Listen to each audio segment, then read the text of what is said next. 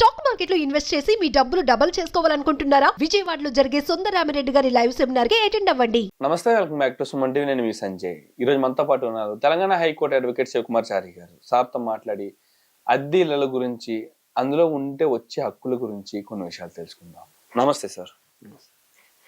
అద్దెంట్లో 12 సంవత్సరాల కన్నా ఎక్కువ నివసిస్తే ఆ ఇల్లు మన సొంతం అవుతుందని చెప్పేసి సంథింగ్ నేను ఎక్కడో చదివాను.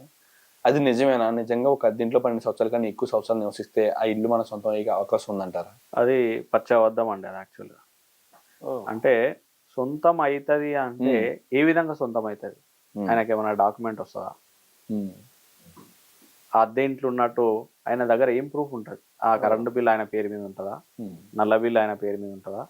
లేకపోతే ఏ బిల్ ఆయన పేరు మీద ఉంటుందా అని ఆయనకు సొంతం అవుతుంది? ఈ అడ్వర్స్ పొజిషన్ అనేది ఆ ఇంట్లో ఉండగలుగుతాడు తప్ప ఆయనకు ఎటువంటి ఓనర్షిప్ టైటిల్ అనేది ఎక్కడ కూడా రాదు. అంటే ఈ అడ్వర్షిప్ అనేది ఏ విధంగా ఉపయోగపడుతుంది అంటారు? అడ్వర్స్ పొజిషన్ అనేది ఎప్పుడైనా సరే ఒక వ్యక్తి ఆ ఇంట్లో ఏదైనా ఇంట్లో ఉంటున్నప్పుడు ఆ 12 ఏళ్ళు ఓనర్ డిస్టర్బెన్స్ అంటే ఎటువంటి కేసు ఫైల్ చేయకుండా లేకపోతే ఏ విషయంలో లేకుండా ఆ ఎవరైతే క్లైమెంట్ అంటే ఎవరైతే ఆ రెంట్ టెనెంటో లేకపోతే ఎవరైతే ఆ పొజిషన్లో ఉంటున్న వ్యక్తి క్లైమెంట్ అని చెప్పేసి మనం అంటాం. ఆయన కోర్టులో ప్రూవ్ చేసుకోవాలి ఆయన ఈ ప్లేస్లో ఉంటున్నట్టు, ఆ సరౌండింగ్ అంతా తెలిసి ఉండాలి. ఆ పొజిషన్లో ఈయనే ఉంటుండు, పలానా ఇన్నేళ్ల నుంచి ఈయనే ఉంటుండు, ఇట్లా ఉంటుండు, ఇది సో అండ్ సో అని చెప్పి. సో దానికి సంబంధించిన డాక్యుమెంట్ ఆయన దగ్గర ఏముంటుంది? డాక్యుమెంట్ ఉండదు, పవర్ బిల్ ఉండదు ఆయన పేరు మీద, నల్ల బిల్ ఉండదు, ఏ బిల్ ఉండకుండా ఆయన ఓనర్షిప్ ఎట్లా క్లెయిమ్ చేస్తారు? సో 12 ఏళ్ళు ఉన్న తర్వాత కన్సిస్టెన్సీలో 12 ఏళ్ళు ఇప్పుడు జనరల్లీ గవర్నమెంట్ ల్యాండ్స్ లో కూడా ఈ యాక్ట్ ఉంది, లిమిటేషన్ యాక్ట్ ఈ యొక్క దీనికి వర్తిస్తుంది. 12 ఏళ్ళు కన్సిస్టెన్సీగా ఉన్నాడు అని అంటే అది ఆయన ఎట్లా ప్రూవ్ చేసుకుంటాడు? ఇక్కడనే ఉంటున్నా అని చెప్పేసి ఎట్లా ప్రూవ్ చేసుకుంటారు? ఆ సమాజం సంబంధించిన ఎవరైతే ఈ పర్సన్ ఉంటుండో, క్లైమెంట్ ఉండో, ఆ చుట్టుపక్కల అది ఒక పబ్లిక్ ఏరియాలో ఉండాలి. దానికి సంబంధించిన ఓనర్షిప్ ఎటువంటి డిస్టర్బ్ చేయకుండా లేకపోతే ఓనర్షిప్ నాలెడ్జ్లో లేకుండా ఆయన ఉండగలగాలి. ఓకే, వాళ్ళ దగ్గర ఏ రెంటల్ అగ్రిమెంటో లేకపోతే ఇంకో అగ్రిమెంటో ఉంటే ఇట్లా ప్రూవ్ చేసుకుంటాడు? ప్రూవ్ చేసుకోలేడు. సో ఆయన ఉండగలుగుతాడు, పొజిషన్ ఏం చేయగలుగుతాడు, కానీ ఓనర్షిప్ టైటిల్ అనేది ఆయనకు రాదు. ఎప్పుడైనా సరే ఓనర్షిప్ టైటిల్ వచ్చిందంటే ఆయనకి ఎవరికైనా అమ్ముకోవచ్చు కదా. ఎవరికైనా అమ్మాలి అంటే ఓ డాక్యుమెంట్ ఉండాలి కదా. ఆ డాక్యుమెంట్ ఎవరు? ఇప్పుడు నేనున్నా, నాకు ఆ ఓనర్షిప్ రావాలంటే నాకు ఎవరో ఒకరు ద్వారా రావాలి. అది సేల్ డీడా లేకపోతే గిఫ్ట్ డీడా, ఇంకో డీడా, ఎక్స్వైజ్ డీడ్, ఏదో ఒక డీడ్ తోటి నాకు ఓనర్షిప్ వస్తుంది.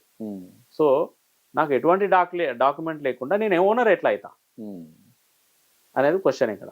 ఎగ్జాక్ట్లీ సార్, ఇదే తరహాలో ఒకప్పుడు దున్నేవాడితే భూమి అని చెప్పేసి ఈ పదం కూడా విన్నాను నేను. అంటే అసలు ఇది ఎలా వర్తిస్తుంది అంటే అప్పుడు ఎన్టీఆర్ గవర్నమెంట్ లో ఏమైందంటే అప్పుడు ల్యాండ్ సీలింగ్ యాక్ట్ అనేది ఒకటి ఉండే, urban ceiling act, ULC land అని చెప్పేసి అంటారు. సో ఇట్లాంటి ఈ దున్నేవాడిదే భూమి అనే ఒక సిచ్యువేషన్ ఎందుకు వచ్చిందంటే అప్పట్లో విపరీతమైన భూములు ఉండే, భూస్వాములో ఉండే. సో ఒకరికి 100 ఎకరాలు, ఒకరికి 1000 ఎకరాలు, ఇట్లాంటి సిచ్యువేషన్స్ లో కొంత ఎంతమంది ఓనర్స్ వాళ్ళ భూమిని దునగలుగుతారు. సో అట్లాంటి సిచ్యువేషన్స్ లో ప్రతి ఒక్కరికి భూమి రావాలి, ప్రతి ఒక్కరికి వాళ్ళు వ్యవసాయం చేసుకోవడానికి ఒక భూమి రావాలనే ఒక ఉద్దేశంతో ఎన్టీఆర్ గారు దున్నేవాడిదే భూమి అంటే ఒక 1000 ఎకరాలు మీకు ఉందనుకోండి, 1000 ఎకరాలు మీరు దున్నలేరు కదా. సో అట్లా దున్నేవాడిదే భూమి అంటే ఎవరికి ఎంత కెపాసిటీ ఉంది దున్నడానికి. సో ప్రతి ఒక్కరికి ఆ ఒక భూమి రావాలనే ఒక ఉద్దేశంతో పేదవాళ్ళు కూడా వాళ్ళ సొంత వ్యవసాయం చేసుకోవాలనే ఒక ఉద్దేశంతో ప్రతి ఒక్కరి పేరు మీద ఇంతే ఆస్తి ఉండాలి, ఎన్నే ఎకరాలు ఉండాలి అనే ఒక చట్టం అట్లా తీసుకొచ్చి అప్పుడు అర్బన్ సీలింగ్ ల్యాండ్ అనేది తీసుకొచ్చి యుఎల్సి అనేది తీసుకొచ్చి అర్బన్ సీలింగ్ యాక్ట్ అనేది ఒకటి తీసుకొచ్చేసి ఒక వ్యక్తికి ఇంతకంటే ఎక్కువ భూమి ఉండొద్దు అనే ఒక విధంగా తీసుకొచ్చి ఈ యొక్క దున్నేవాడిదే భూమి అనే అప్పుడు ఒక స్లోగన్ అనేది వచ్చింది. సో ఇదే విధంగా ఎక్కడ పడితే అక్కడ మనము ఆ భూమి పైన వచ్చిపోయి ఇప్పుడు మన రీసెంట్ గా మనం హైడ్రా కూల్చేసింది. వాళ్ళ ఏళ్ళ నుంచి 25 ఏళ్ళ నుంచి మేము ఇక్కడనే ఉంటున్నాము, మా ఇక్కడ చెరువు మీద ఇల్లు కట్టుకొని ఇక్కడనే ఉంటున్నాం మేమంటే అది ఎట్లా ప్రూవ్ చేసుకుంటారు? డైరెక్ట్ గవర్నమెంట్ పోయి కూల్చేసింది. ఏం చేసారు వాళ్ళు? ఏం చేయలేకపోయారు. వాళ్ళకు ఒక డాక్యుమెంట్ ఉండాలి కదా, వాళ్ళకు ఒక ఓనర్షిప్ రైట్ అనేది టైటిల్ అనేది ఉండాలి కదా. టైటిల్ లేనప్పుడు ఎట్లా ఓనర్షిప్ ప్రూవ్ అవుతుంది? ఇంకొకటి ఏంటంటే వీళ్ళు 12 years తర్వాత ఒక ప్రైవేట్ ప్రాపర్టీ అయితే 12 years, గవర్నమెంట్ ప్రాపర్టీ అయితే 30 years. దాన్ని ఎట్లా ప్రూవ్ చేసుకోవాలి? వీళ్ళే అక్కడ ఉంటున్నారని ప్రూవ్ చేసుకోవడం అనేది చాలా కష్టం. ఆ 12 years అనేది ఇట్లా అది మనం అనుకోవడానికి బాగానే ఉంటది కానీ అది ప్రూవ్ చేసుకోవడానికి చాలా కష్టం. Absolutely sir. Thank you very much sir. ఇదే తరహాలో చాలా మంది ఆలోచిస్తుంటారు నిజంగా అద్దెలు కూడా సొంత అవకాశం ఉందని చెప్పేసి.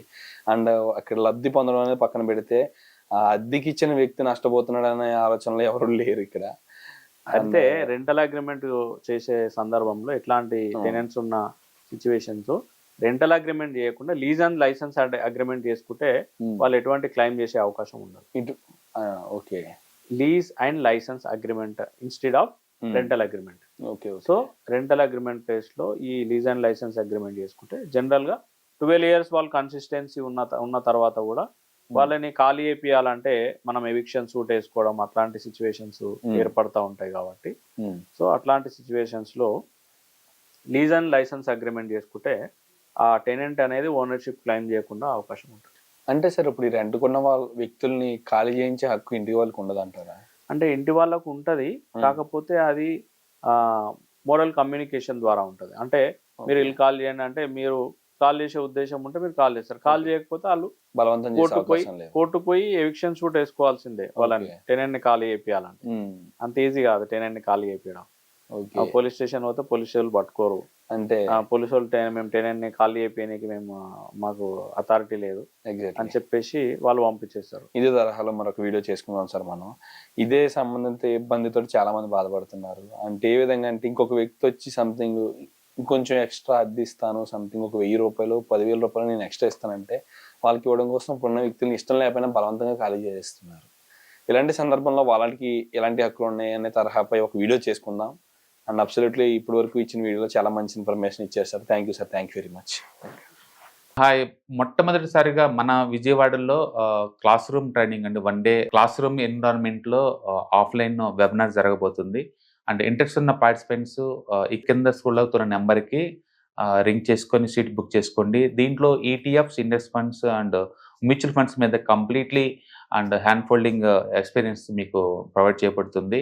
దీని ద్వారా ఏంటంటే మనం ఎసెట్స్ని స్టాక్ మార్కెట్లో ఎలా మేనేజ్ చేసుకోవాలి, ఎలా గ్రో చేసుకోవాలి, ఎలా ప్రొడక్ట్ చేసుకోవాలో అంటే ప్రాక్టికల్గా నేర్చుకుంటారు. అండ్ మీ ఇప్పటి వరకు మనం ఆన్లైన్లోనే మీరు అటెండ్ అవుతున్నారు. ఇక నుంచి మీరు మన విజయవాడ సిటీలోనే అండ్ లైవ్లో క్లాస్ రూమ్ ఎన్విరాన్మెంట్లో నేర్చుకునే ఛాన్స్ దొరుకుతుంది. కాబట్టి ఇంట్రెస్ట్ ఉన్న పార్టిసిపెంట్స్ కింద స్క్రోల్ అవుతున్న నెంబర్కి పింగ్ చేసి సీటు రిజర్వ్ చేసుకోండి. Thank you.